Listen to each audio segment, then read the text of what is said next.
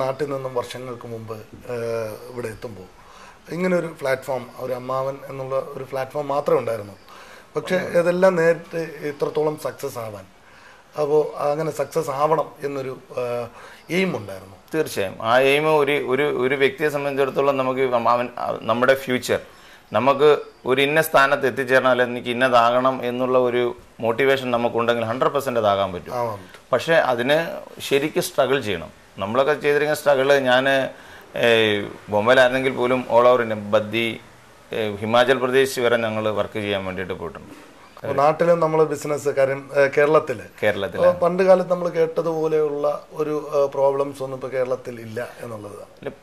പ്രോബ്ലംസുകളെന്ന് മാത്രമല്ല, കേരളത്തില് ആക്ച്വലി എന്താന്ന് ചോദിച്ചാൽ കേരളത്തിലൊക്കെ ഇഷ്ടംപോലെ ഓപ്പർച്യൂണിറ്റികൾ, ഒത്തിരി ബിസിനസ്സുകൾ നമുക്ക് ചെയ്യാനായിട്ടുള്ള സാധ്യതകൾ, ഓപ്പർച്യൂണിറ്റികൾ ഇഷ്ടംപോലെ ഉണ്ട്. പക്ഷേ അവിടുത്തെ ബേസിക് നേച്ചർ ഇപ്പോഴുള്ള ഇത് പറഞ്ഞാൽ അത് നമ്മളെ ഏതൊരു പ്രസ്ഥാനം അവിടെ വന്ന് പൈസ ഇൻവെസ്റ്റ് ചെയ്യാനായിട്ടുള്ള ഒരു തൻ്റെ ഇടം കാണിക്കുന്നില്ല. കാരണം റിക്കവറി ചെയ്യാനായിട്ടുള്ള ഒരു പ്രോബ്ലം, ഒത്തിരി ലോക്കൽ പ്രോബ്ലംസുകളും എല്ലാം അറിയാം, നമുക്കറിയാവുന്ന വളരെക്കാളും ഒത്തിരി കുറവുണ്ട്. എങ്കിൽ തന്നെയും നല്ല നല്ല ആ ഒരു സിറ്റുവേഷൻ, നമ്മൾ നാട്ടിലുള്ള ആ ഒരു സിറ്റുവേഷൻ നമ്മൾ കുറച്ചുകൂടെ റെഡ്യൂസ് ചെയ്ത് ചെയ്യുകയാണെങ്കിൽ 100% ആയിട്ടും കേരളത്തിലൊക്കെ നല്ല നല്ല ഡെവലപ്മെൻറ്റ്സുകളും നല്ല നല്ല ബിസിനസ്സുകളും പല ഔട്ട്സൈഡിലുള്ള മീൻസ് അബ്രോഡിലുള്ള ആൾക്കാരുകളായാലും പോലും വന്ന് ഇൻവെസ്റ്റ് ചെയ്യാനായിട്ടുള്ള സോഴ്സുകൾ ഇഷ്ടം പോലെ ഉണ്ട്. ഇത്രയും നാളത്തെ കാര്യം, ഒരു 17 വർഷത്തോളമായ ഒരു മറുനാടൻ മലയാളിയാണ് താങ്കൾ. അപ്പോൾ ഈ ഇത്രയും നാളത്തെ ജീവിതം, അത് ബോംബെയിലേക്കുള്ള ഒരു ജീവിതം, ഈ കഴിഞ്ഞു പോയ ഒരുപാട് പ്രതിസന്ധികൾ, പ്രശ്നങ്ങൾ വളരെ പുഞ്ചിരിയോടെ ഇതിനെ തരണം ചെയ്തു. തിരിഞ്ഞു നോക്കുമ്പോൾ എന്തു തോന്നുന്നു ഇപ്പോൾ? Actually I am very satisfied ആയിട്ടുള്ള ഒരു വ്യക്തിയാണ്. കാരണം എൻ്റെ ബേസിക് ആയിട്ടുള്ള എൻ്റെ സിറ്റുവേഷൻസിൽ നിന്ന് ഞാൻ നോക്കുമ്പോൾ ദൈവം എന്നെ ഒത്തിരി മുകളിലെത്തിച്ചിട്ടുണ്ട്. ദൈവാനുഗ്രഹം ഉള്ളത് കൊണ്ടാണ്, അതുകൊണ്ടാണ് അന്നും ഇന്നും ഞാൻ പിടിച്ചിരിക്കുന്നത്. പിന്നെ ഞാൻ പറഞ്ഞല്ലേ, നമ്മൾ ബിസിനസ്സിനകത്ത് നമ്മൾ എപ്പോഴും ഏതൊരു ബിസിനസ്സുകാരനായാലും അതിനകത്ത് 100% നമ്മൾ അതിനകത്ത് കോൺട്രിബ്യൂട്ട് ചെയ്യണം. മീൻസ് നമ്മുടെ സത്യസന്ധതയാണ് നമ്മുടെ ബിസിനസ്സിനെ നമ്മളെ പിടിച്ചു നിർത്തുന്നത്. നമ്മളൊരു കുറച്ച് പെട്ടെന്ന് പൈസ സമ്പാദിക്കാൻ വേണ്ടിയിട്ട് നമ്മൾ തെറ്റായിട്ടുള്ള രീതി ബിസിനസ് ചെയ്യുന്നതിനകത്തൊന്നും ഒരു അർത്ഥവുമില്ല. കാരണം നമ്മൾ എവിടെ നിൽക്കുന്നു, എന്ത് ചെയ്യുന്നു, മറ്റുള്ളവർ നമ്മളെ ഓക്കെ ഈ SB ഇലക്ട്രിക്കലിന് വർക്ക് കൊടുത്തു കഴിഞ്ഞാൽ ആ ടൈമിൽ വർക്ക് തീർക്കുന്നു, അവർ ക്വാളിറ്റി മെറ്റീരിയൽ യൂസ് ചെയ്യുന്നുണ്ട്, അങ്ങനെയൊക്കെയുള്ള ഒരു കമ്പനി മീൻസ് ക്ലയൻസിൽ നിന്നുള്ള കമൻസ് നമുക്ക് കിട്ടണം. അവരാണ് നമ്മളെ അക്സെപ്റ്റ് ചെയ്യണത്. അവർ അക്സെപ്റ്റ് ചെയ്ത് കഴിഞ്ഞാൽ നമ്മൾ സക്സസ് ആയി. അല്ലെന്നുണ്ടെന്നുണ്ടെങ്കിൽ അതിനകത്ത് പറഞ്ഞിട്ട് ഒരിക്കലും അതിനെ ഒരു സക്സസ്ഫുൾ ആക്കി മാറ്റിയെടുക്കാൻ ഒരിക്കലും പറ്റില്ല. എത്രത്തോളമാണ് ഒരു ക്ലയൻസിന്റെ സാറ്റിസ്ഫാക്ഷൻ താങ്കൾ 100% കൊടുക്കാൻ സാധിക്കുന്നുണ്ടോ? ഒരിക്കലും നമ്മളെ കൊണ്ട് പറ്റില്ല, ഒരിക്കലും സാധിക്കില്ല. അവരുടെ എക്സ്പെക്ടേഷൻസ് ഒത്തിരി മുകളിലാണ്. നമ്മളിപ്പോൾ പിന്നെ ബിസിനസ് അല്ലേ, അവരും ഇന്നത്തെ കാലത്ത് എന്നെപ്പോലുള്ള ഒരു ബിസിനസ്സല്ല, എന്നെക്കാളും വലിയ ഒത്തിരി ബിസിനസ്സുകാർ ഇവിടില്ലേ.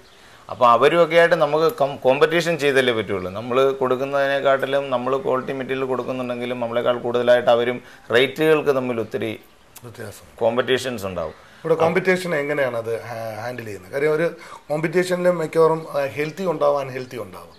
കാരണം ഇത് എങ്ങനെയാണ് കൂടുതലും എനിക്ക് തോന്നുന്നു ഈ കോൺട്രാക്ടേഴ്സ് കൂടുതലും മലയാളികൾ കൂടുതലും. അതെ, നമ്മുടെ മഹാരാഷ്ട്രയിൽ കോൺട്രാക്ടേഴ്സ് മലയാളികൾ ഇഷ്ടം പോലെ വരുന്നുണ്ട്. ഹെൽത്തി ഒരു കോമ്പറ്റീഷൻ എനിക്കും ഇഷ്ടമാണ്. അൺഹെൽത്തി എന്ന് പറയുന്നത് പക്ഷെ ഇന്നത്തെ കാലത്ത് മേജറായിട്ട് കോൺട്രാക്ടേഴ്സ് നോക്കുന്നത്, ഇപ്പം എൻ്റെ കോമ്പറ്റീഷനിൽ നിൽക്കുന്ന എൻ്റെ ഫ്രണ്ട്സ് ആണെങ്കിൽ പോലും കാണുമ്പോഴത്തേക്ക് ആ ഫ്രണ്ട്ഷിപ്പിൽ ഓക്കെ അങ്ങനെ ഇങ്ങനെന്ന് പറയുന്നെങ്കിലും ഇന്റേണലിൽ ചെന്ന് കഴിയുമ്പോഴത്തേക്ക് അതൊക്കെ ഒത്തിരി മാറിപ്പോകുന്നു. ഒരു ലേബർ ഓറിയന്റഡ് ആയിട്ടുള്ള ഒരു സർവീസാണ് താങ്കൾ ചെയ്തുകൊണ്ടിരിക്കുന്നത്. കോൺട്രാക്ടർ എന്ന് പറയുമ്പോൾ മോസ്റ്റ്ലി ലേബർ ഓറിയന്റഡ് ആണ്. ലേബേഴ്സ്, കാരണം അത് എന്താണെന്ന് വെച്ച് കഴിഞ്ഞാൽ എൻ്റെ പ്രസ്ഥാനത്തിൽ ഇപ്പോൾ ടോട്ടൽ ഒരു കുറഞ്ഞത് എല്ലാ ഓവറോൾ നോക്കുകയാണെങ്കിൽ ഒരു 160-170 പീപ്പിൾസ് വർക്ക് ചെയ്യും. ലേബേഴ്സും പിന്നെ സ്റ്റാഫ് എല്ലാം കൂടെ കൂടിയിട്ടുണ്ട്. പിന്നെ നമ്മൾ പർട്ടിക്കുലർ കൂടുതലും പിന്നെ നമ്മൾ കോൺട്രാക്ട് എടുത്തിട്ട് നമ്മൾ കോൺട്രാക്ടേഴ്സിന് വർക്ക് കൊടുക്കും. സബ് കോൺട്രാക്ടേഴ്സുകൾ അത് ലേബർ റേറ്റിലാണ് നമ്മൾ കൊടുക്കുന്നത് അവർക്ക്. വിവിധ രാജ്യങ്ങളിലുള്ള വിവിധ സ്റ്റേറ്റിലുള്ള ആൾക്കാരൊക്കെ വർക്ക് ചെയ്യുന്നുണ്ട്. ഒത്തിരി പേര് ഒരുപാട് മലയാളികളെ കൂടാതെ മലയാളികളും ഉണ്ട്. ലേബേഴ്സിന് ഒരുപാട് മലയാളികളെ ഇപ്പൊ ഷോർട്ടാണ്. ഒത്തിരി പ്രശ്നം. കാരണം ഒന്നാമത്തെ കാര്യം, നമ്മൾ അബ്രോഡിലൊക്കെ ഇഷ്ടംപോലെ ഓപ്പർച്യൂണിറ്റികളുള്ള കാരണം പിന്നെ പേയ്മെൻറ്റിൻ്റെ കാരണം ആൾക്കാരുകൾ കൂടും. ഇപ്പം മറുനാട്ടിലുള്ള ആൾക്കാർ ഇവിടുത്തേക്കാളും കൂടുതൽ നാട്ടിൽ കാണും. കാരണം അവിടെ നാട്ടിൽ 500 rupees പെർ ലേബറിന് പെർ ഡേ വേജസ് കിട്ടുമ്പോൾ മഹാരാഷ്ട്രയിലൊന്നും അത്രയൊന്നും ഇല്ല. എനിക്കൊന്ന് 300-350 rupees അത്രയൊക്കെ വരത്തുള്ളൂ. നാട്ടിലാണ് അവർ കൂടുതൽ ഇതിനെ കുറിച്ച്. വളരെ ഒറ്റയ്ക്കാണ്, കാരണം ഒരു ബാച്ചുലറായിട്ടാണ് ഈ ബോംബെയിൽ എത്തുന്നത്. അതെ. എങ്ങനെയായിരുന്നു സഹധർമ്മിണിയെ ചൂസ് ചെയ്തത്? അത് ജീവിതത്തിലേക്ക് കടന്നു വന്നത് എങ്ങനെയായിരുന്നു? ഞാൻ മഹാരാഷ്ട്രയിൽ ഇവിടെ ജീവിക്കുന്നുണ്ടെങ്കിലും ഉണ്ടല്ലോ, ഞാൻ ആദ്യമേ പറഞ്ഞില്ലേ, ആദ്യം എനിക്ക് എൻ്റെ നാട് മനസ്സ് മൊത്തം അവിടെയാണ്, പ്രവർത്തികളൊക്കെ മാത്രമേ ഇവിടെ ഉള്ളൂ. നമുക്ക് ജീവിക്കാനുള്ള ഒരു സ്ഥലം, ജീവിക്കാനുള്ള ഒരു കാരണം നമുക്ക് നാട്ടിൽ ഞാൻ പറഞ്ഞു അതുപോലെ നമുക്കുള്ള ഓപ്പർച്യൂണിറ്റികളൊന്നുമില്ല. നമ്മൾ അവിടെ നിന്ന് കഴിഞ്ഞാൽ ഒന്ന് പക്ഷേ പഠിച്ചെവിടെങ്കിലും ഒരു ജോലി ചെയ്യുക എന്നുള്ള, എവിടെയെങ്കിലും ഒരു സ്ഥാപനത്തിൽ ജോലി ചെയ്യുക എന്നുള്ളതല്ലാതെ നമുക്കൊന്നും ഇങ്ങനെ ഒരു ഇതിങ്ങനെ ഈ ഒരു ലെവലിലേക്ക് നമുക്ക് എത്താൻ ഒരിക്കലും പറ്റൂല.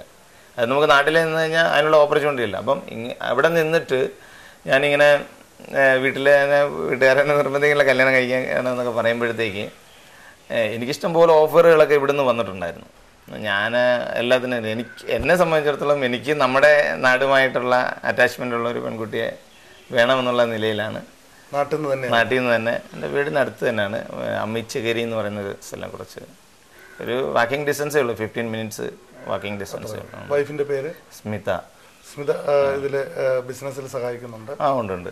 കുട്ടികൾ 2 കുട്ടികൾ. മൂത്തയാളുടെ പേര് റിയ, രണ്ടാമത്തെ ആളുടെ ദിയ. വളരെ സന്തോഷമായിട്ട്